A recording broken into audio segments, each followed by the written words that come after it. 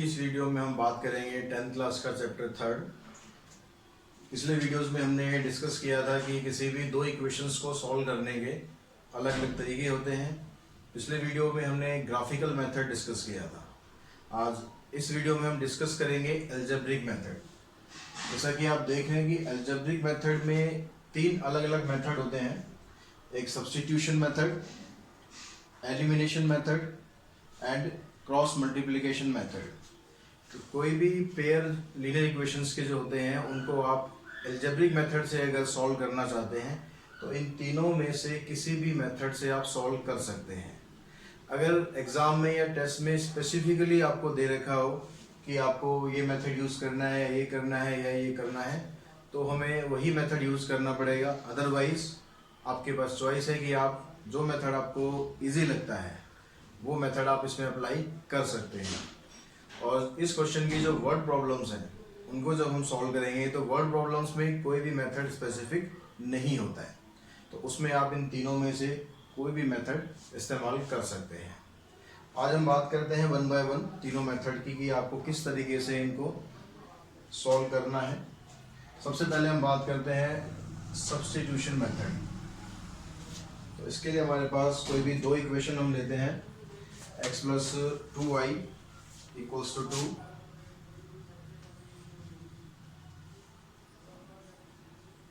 And second is x minus 3y equals to 7।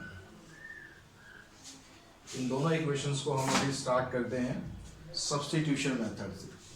जैसा कि नाम में ही इसके आप देख रहे हैं सब्स्टिट्यूट करना है। सब्स्टिट्यूट करना है मतलब आपको x की वैल्यू या y की वैल्यू को सब्स्टिट्यूट करना है, उसका विकल्प हमें वहाँ पर देना है। तो उसके लिए प्रोसीजर क्या होगा, आप दोनों में से कोई भी इक्वेशन से स्टार्ट कर सकते हैं, जो भी इक्वेशन आपको आसान लगे।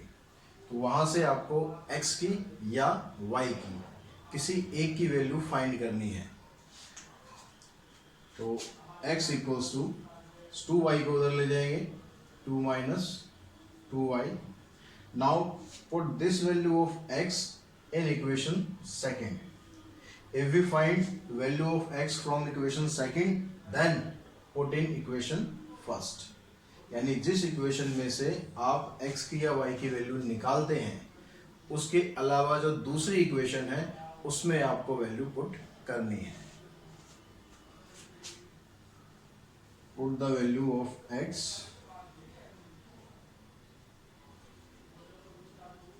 in equation second.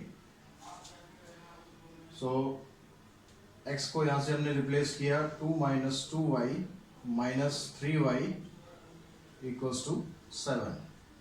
Minus 2 minus 3 minus 5y equals to 7 minus 2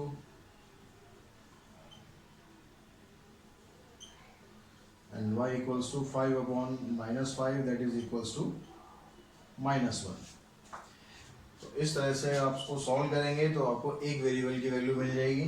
फिर y की वैल्यू को आप यहाँ पर पुट करेंगे, therefore x equals to 2 minus 2 into minus 1। तो x की वैल्यू आ गई 4। अब ये वैल्यू निकालने के बाद इनको आप चेक भी कर सकते हो। चेक करने का तरीका क्या होगा, जो आपने वैल्यू निकाली है एक्स वाई की उनको आप इन दोनों में से किसी भी इक्वेशन में पुट कर लो या दोनों में पुट कर लो। अगर हम फर्स्ट से लेते हैं तो x की जगह पुट करेंगे 4 प्लस 2, y की जगह minus 1। 4 minus 2 that is equals to 2 equals to right hand side. अगर लेफ्ट हैंड साइड और राइट हैंड साइड दोनों इक्वल आ जाती हैं तो हमारा सॉल्यूशन ठीक है। तो इस तरह से कोई भी दो इक्वेशंस को आप सब्स्टिट्यूशन मेथड से सॉल्व कर सकते हैं। अब इसी इक्वेशन को हम सॉल्व करते हैं एलिमिनेशन मेथड से।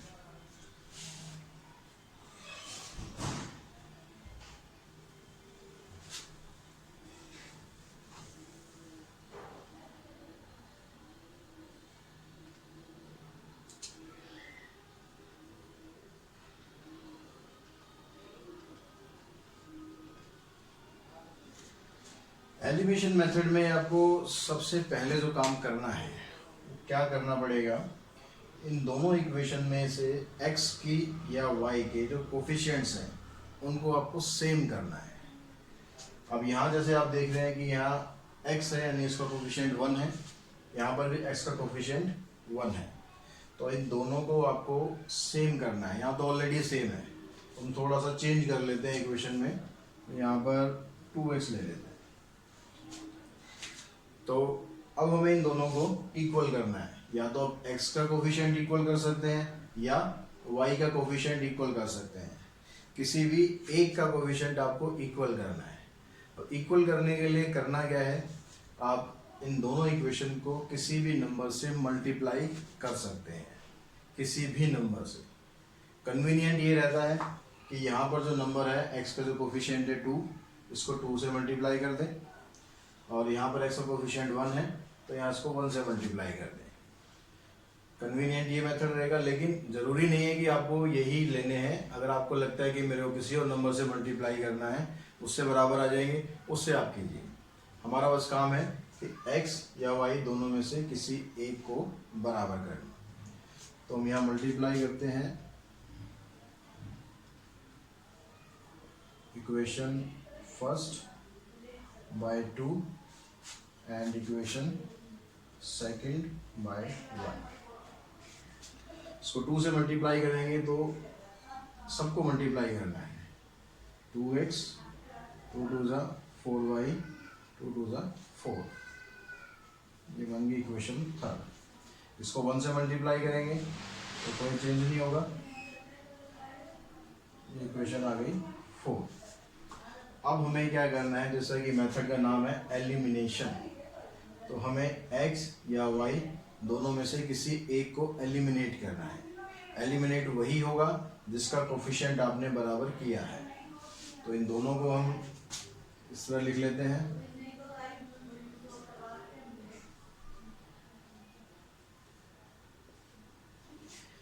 अब यहाँ पर आप देख रहे हैं 2x का साइन सेम है दोनों का, ये भी प्लस है ये भी प्लस है, तो साइन हमें डिफरेंट करने हैं। अगर साइन ऑलरेडी डिफरेंट हो तो कोई चेंज नहीं करना पड़ेगा। अगर साइन दोनों के सेम है तो नीचे वाली टर्म के साइन चेंज कर देते हैं। ये प्लस थी माइनस कर लिया, ये माइनस है प्लस हो जाएगा, ये प्लस है माइनस होगा, सबके साइन चेंज कर देने हैं। Cancel, plus 4y plus 3y, 7y, 4 minus 7 minus 3, y equals to minus 3 by 7. Now put the value of y in equation first or in equation second. दोनों में से किसी भी एक इक्वेशन में पुट करना है।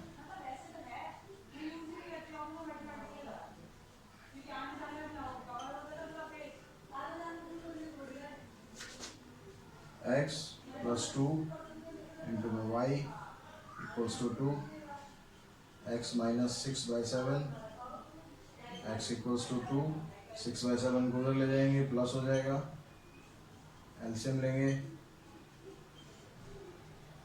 x equals to 20 by 7। इसमें भी चेक करने का प्रोसेस वही रहेगा, x और y की वैल्यू को आप फर्स्ट या सेकंड किसी एक इक्वेशन में पुट करेंगे तो उससे आपका लेफ्ट हैंड साइड और राइट हैंड साइड बराबर आ जाएगी। दैट मीन्स हमारा सॉल्यूशन ठीक है। उसके बाद जो नेक्स्ट मेथड है वो है क्रॉस मल्टीप्लिकेशन मेथड। उसको भी हम करते हैं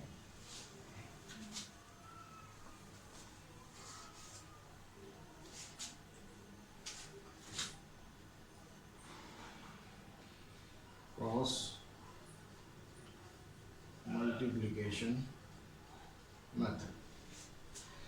अब क्रॉस मल्टीप्लिकेशन मेथड में आपको क्या करना है, सबसे पहले आप क्या काम करेंगे, एक तो आपको इस चीज़ का ध्यान रखना है जो ये कांस्टेंट वाला पार्ट है ये दोनों एक ही साइड होनी चाहिए, या तो दोनों ही राइट में होनी चाहिए या दोनों ही लेफ्ट में होनी चाहिए। अगर ये दोनों राइट साइड में होते हैं तो आप इस तरह से लिखेंगे यहाँ पर x y -1। अगर ये कांस्टेंट दोनों लेफ्ट हैंड साइड में ही रहते हैं तो यहाँ पर -1 नहीं करना, यहाँ पर +1 करना है। अगर ये दोनों राइट हैंड साइड में है तो -1 करना है।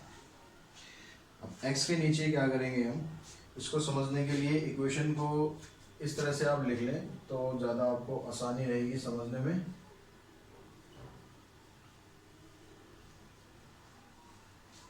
इस तरह से लिखा हमने। अब इसमें जब आपको x के नीचे जो टर्म लिखनी है तो उसमें आप x वाली टर्म्स को छोड़ देंगे और उसके बाद से स्टार्ट करेंगे यहाँ से 2 -3 2 7।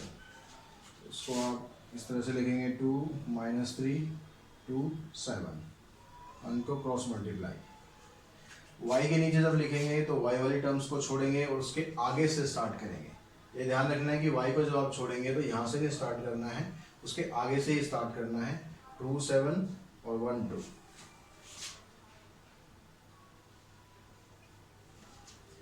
-1 के लिए कांस्टेंट को छोड़ेंगे, ऐसे 1 2 2 -3।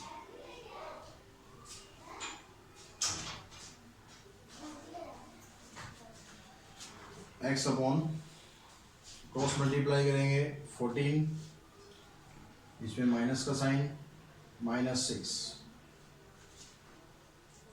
y 4 -7 -3 and -4 x अपॉन 4, ये माइनस माइनस प्लस,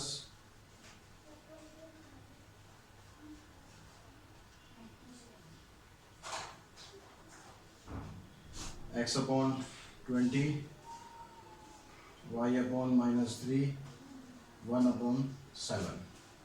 जब x या y की वैल्यू फाइंड करेंगे तो x वाली टर्म को इसके साथ आपको लिखना है।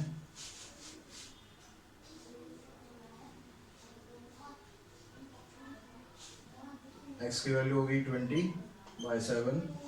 ऐसे y वाली टर्म को भी इसके साथ लिखना है, y की वैल्यू -3/7। इस तरह से आप क्रॉस मल्टीप्लिकेशन मेथड को प्रोसीड कर सकते हैं, उससे दोनों इक्वेशंस सॉल्व कर सकते हैं। तो इस वीडियो में आपको तीनों मेथड बताए गए हैं। तो इन तीनों मेथड से आपकी 3.3, 3.4, 3.5 इनकी जो इक्वेशंस हैं वो आप सॉल्व कर सकते हैं।